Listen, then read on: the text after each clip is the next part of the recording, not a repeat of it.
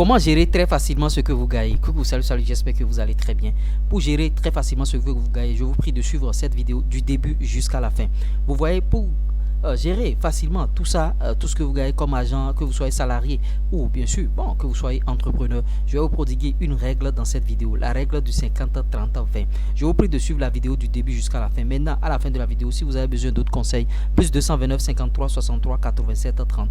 Le numéro est en commentaire épinglé, mon adresse mail aussi et le groupe, le lien du groupe WhatsApp aussi. Vous pouvez intégrer bien sûr ce groupe. La loi du 50-30-20, 50% bien sûr pour les besoins vitaux, que ce soit se loger, se soigner, s'instruire. Bon, l'instruction des enfants, les enfants vont à l'école et tout et tout. Vous voyez, se nourrir, vous mangez, non, votre santé, c'est-à-dire les besoins vitaux, le loyer, l'électricité et tout et tout. Vous mettez tout ça dans les 50%. Je prends un exemple terre à terre. Vous gagnez 100 000 par exemple, vous mettez 50 000 dans tout ce qui est besoins vitaux, dans tout ce que ces besoins vitaux, ce sont des besoins capitaux, c'est-à-dire sans ces besoins, vous ne pouvez pas vivre.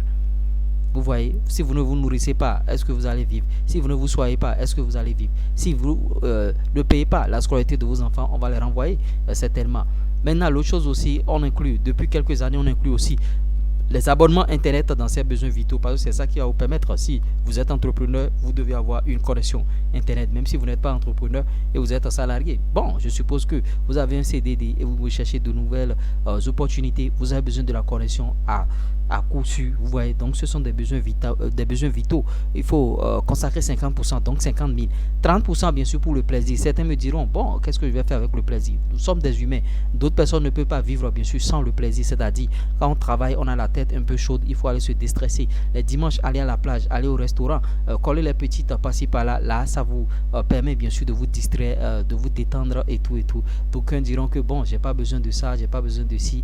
Donc on connaît bien l'humain, il faut prévoir 30% pour ces dépenses. Maintenant, pour ces plaisirs bien sûr. Maintenant, les 20% qui restent, il faut savoir que ça là, ça doit être épargné, ces 20% là. On ne touche pas à ces 20% là tant qu'on n'a pas envie d'investir quelque chose, parce que l'argent cumulé de ces 20%, les intérêts composés, l'effet cumulé de ces 20% servira plus tard dans des investissements, et c'est pas le tout qu'on va prendre bien sûr pour investir. Dans ce qu'on a épargné, il faut prendre une partie, ce qu'on peut perdre bien sûr, et on va investir dans des choses. Il ne faut pas prendre tout l'argent, tout ce que vous avez bien sûr épargné et investir dans un business, parce que rien ne vous garantit que quand vous allez investir dans un business, le business sera rentable ou bien vous n'allez pas perdre. Donc on ne prend pas tout, on investit ce qu'on peut bien sûr perdre. Je suppose que vous avez déjà économisé, bon, tout ça, vous avez déjà économisé 50 000. Vous ne pouvez pas prendre les 50 000 qui sont en épargne là et tout mettre dans un business. Vous prenez ce que vous pouvez perdre. Vous pouvez perdre 5 000. Dans 50 000, vous pouvez perdre 5 000. Donc vous pouvez investir 5 000, ça va rester 45 000. Vous pouvez perdre 10 000. Vous voyez, à partir de 10, après 10 000, non, c'est un peu raisonnable. Donc au plus 10 000, vous pouvez perdre. Donc vous pouvez investir dans un business tout en travaillant sur ce business pour que ça puisse réussir. Bon, vous pouvez travailler pour tout faire, ça ne va pas marcher. Donc voilà la loi des 50-30-20.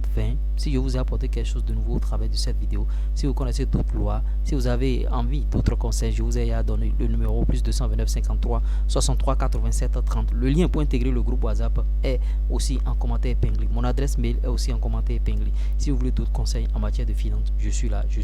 On va s'aider ici. Ici, c'est développement personnel, finance, tout ce que vous voulez. Parce que sans développement personnel, il n'y a pas de finance, vous voyez. Donc il faut savoir gérer l'argent. Et ici on vous dit ce qu'on ne vous dit pas bien sûr à l'école. À l'école on vous a appris des choses, on vous a appris des théories, mais jamais on ne vous parlera bien sûr de cette loi des 50-30-20. Si vous n'avez pas lu bien sûr des bouquins, si vous n'avez pas lu des livres, c'est ce que nous lisons, c'est ce que nous voyons qu'on vient vous déverser ici.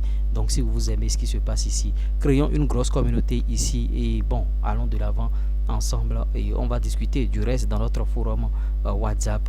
Donc c'est un peu ça, 50-30-20. Voilà la loi à adopter. Tu ne peux plus gagner 100 000 et prendre tout ton argent pour aller bien sûr dilapider ça, pour aller chercher les filles. Désormais tu sais ce que tu vas faire. Tu sais que les 50% ce sont les besoins vitaux. Tu ne vas plus manquer d'argent et commencer par appeler bien sûr des parents, commencer par appeler bien sûr tes frères, commencer par appeler des gens de t'envoyer de l'argent par mobile money. Tu dois savoir déjà comment te gérer. Maintenant si tu es entrepreneur, il y a des périodes de vaches maigres. Les périodes de vaches maigres, cette loi te permet bien sûr de combler ces périodes de vaches maigres et d'aller de l'avant dans tes finances, d'aller de l'avant dans tes business. Si vous n'avez pas d'argent, mentalement vous êtes abattu, mentalement vous prenez de coups. Donc il faut, et vous sentez la sécurité, il faut sentir toujours la sécurité pour que votre cœur ne batte pas. On dit l'enfant est malade et ton cœur bat déjà. J'espère que je vous ai apporté quelque chose au travers de cette vidéo. Je sais que ça va prendre du temps. Peut-être ça va prendre du temps, mais ils finiront par comprendre l'euro.